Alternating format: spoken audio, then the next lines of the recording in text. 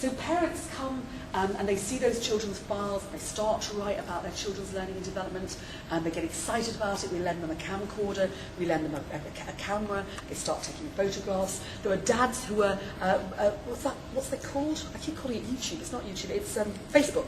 Facebooking staff at 6:30 in the morning, sending videos through their mobile phones. This is what he did at the weekend. He's so interested in, trajectories, and he's using Piagetian language and telling us what the children are doing and how excited they are. And he's learning to do right-angled turns because his grandpa let him sit on his trailer and he was reversing into the farmyard. Whatever it is that the children are excited about, that becomes the curriculum for Monday.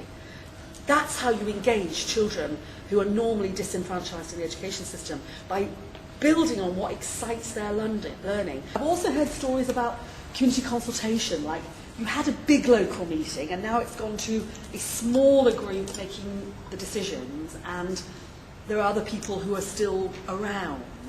And I'm wondering how that feels for the people who were in the big meeting. I know at my county, they don't like me in meetings. I can't think why. So when I was a head, they used to change the constitution of the meeting in order to eliminate the dissenting groups. And I'm not suggesting that's what's happened here.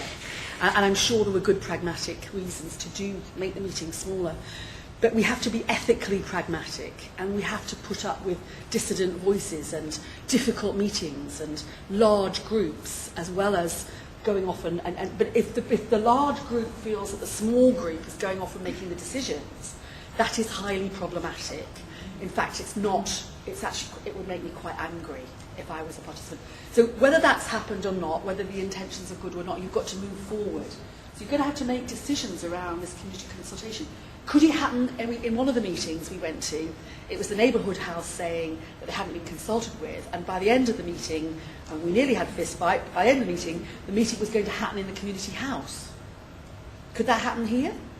Instead of being here in the civic centre, could it be in the community house? It could. Do you work in the community house? You could make that meeting happen there.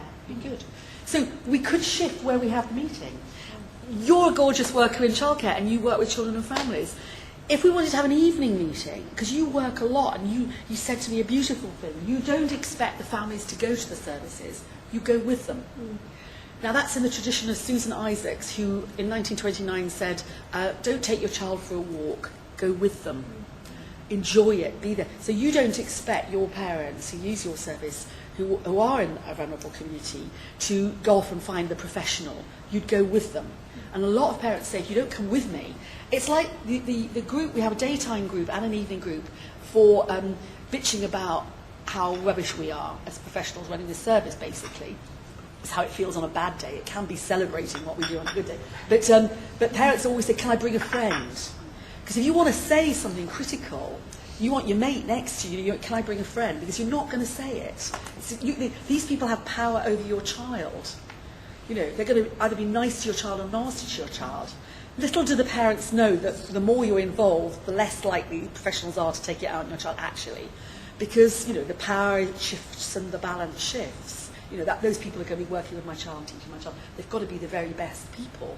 And every community wants that. They want the very best professionals. So you're going to have to think, could you run in the evening at your place? And maybe if there was a creche, we'd pay for a creche, 3 or 4 creche workers. We could have a nice meeting in your nursery, and the creche workers could be there to play a bit, and we could pay them for a couple of hours. That means there's got to be a budget. These community meetings need to have a small budget. So in order to be able to have fabulous play equipment out that's age appropriate to make people feel comfortable about coming, that's going to mean somebody's got to lend it. And maybe the parent would prefer to have their child cared for by granny or a child carer so they can come and be fully participating, in which case there's going to be babysitting needing to be paid. And then you may double your attendance. You could decide we won't run the meeting if there are more professionals than parents. And then you'll all get hacked off with wasting your time coming to these meetings. And so you'll start bringing parents, making sure you give people lifts or arrange a minibus. So we've got things that we could concretely do different. I hate the word disadvantage, but low socioeconomic, whatever you use, whatever words you use, there are critical issues about poverty. Poverty leads to all sorts of things, and poverty is highly linked with underachievement at school. Poverty is highly linked with poor educational opportunities for parents. A mother's education is the single factor that's much more than leadership in schools, much more than how pretty schools. It's the mother's education, which is why your adult learning. You know, my child needs an educated mother. That's what Maria, one of our parents, said. Every child needs an educated mother, because statistically, they're going to do extremely well if their mother is educated, and they're not going to do very well at all if the mother isn't, which is a good reason for having all your children family centres as centres for adult learning. But people don't want to be called disadvantaged. They don't want to be called a low decile area. They don't want to be called any of that stuff.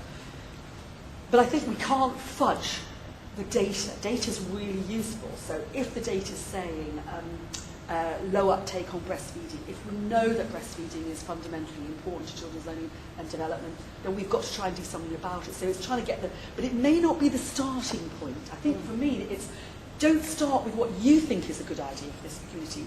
Start with what the community thinks they really want. Yeah, it's all over the play area. So you actually couldn't take your child to play. So communities will have things they really mind about.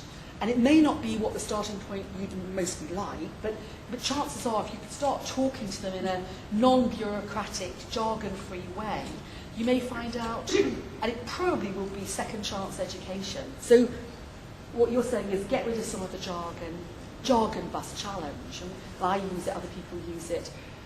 Try and find respectful ways of working. We've got to be very honourable about the language we use to talk about people who will be in this room, will have very powerful views. But I am interested in the inequalities in society. We've got to turn it around. So more choice, more voice.